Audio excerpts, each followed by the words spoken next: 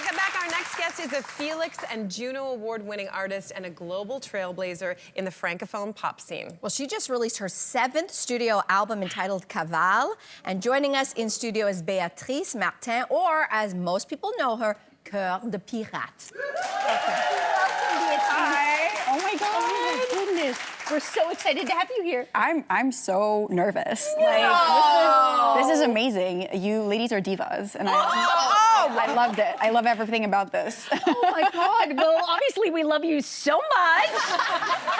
We loved you before all the nice things you said. Hey, listen, let's talk about this album, because you've written a lot about love throughout your career, but you say this one you wrote about the most toxic relationship in your life?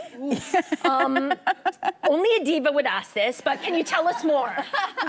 So I wrote about, my longest toxic relationship, which is my relationship to anxiety. Yes. I've been in the public eye since I was 18, so I know a lot of people at home probably don't know me because I speak French and I sing in French, but I started when I was very young, so, Justin Bieber style, and it was really intense to be in the public eye so young, and I think I developed some kind of anxiety from being perceived publicly all the time. So it's been hard to navigate, but I'm still here, I'm still performing, and I love it. And you made art out of it. Exactly. That's incredible. It was, as you mentioned, the first song that you ever wrote in French really catapulted you to fame as a teenager. And so, as you mentioned, you've been in the public eye since you were 18. That's half your life now. So how has your relationship to fame changed from then to now?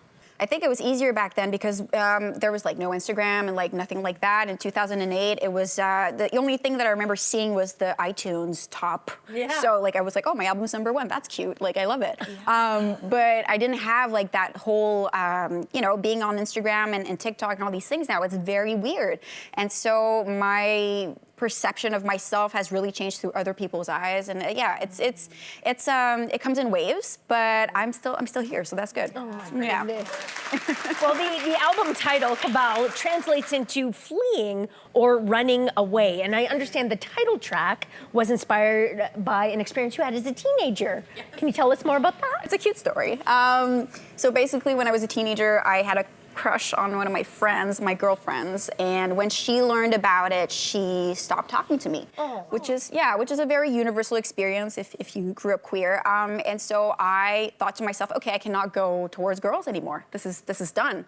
And I had a lot of anxiety towards coming out and all those things. So that's what the song talks about. Yeah.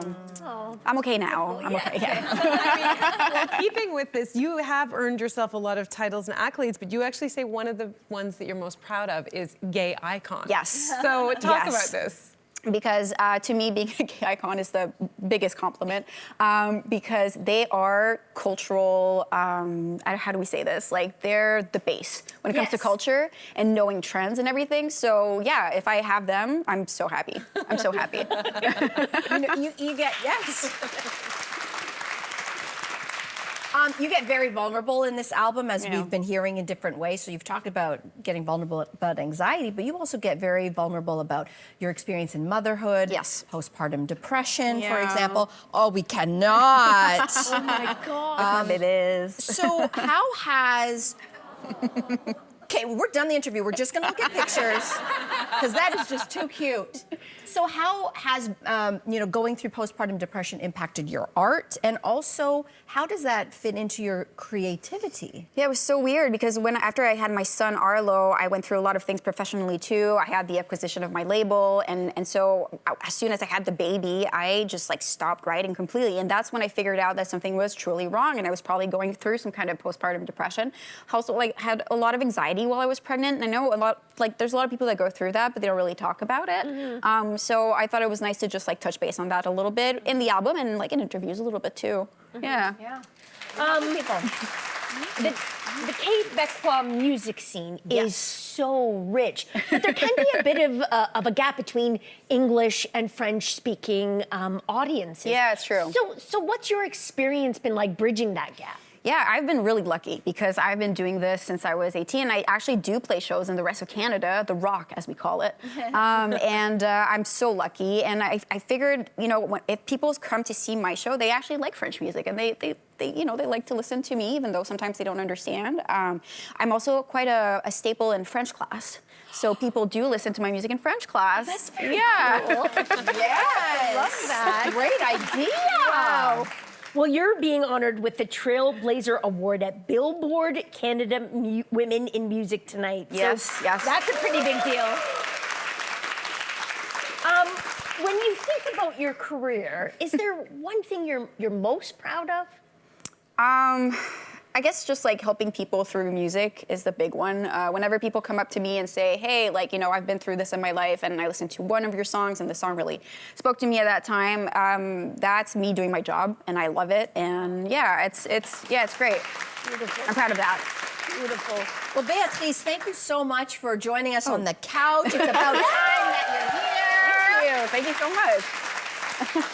We want to tell everybody listening and watching, you can listen to Cavale today wherever you find your music. You can also head to bravomusique.com to check out tour dates in your city. Hey, you, come a bit closer. We've got so many more must-see interviews, spicy debates, lifestyle tips, and pop culture moments. So subscribe to our channel by tapping the logo below and don't miss out.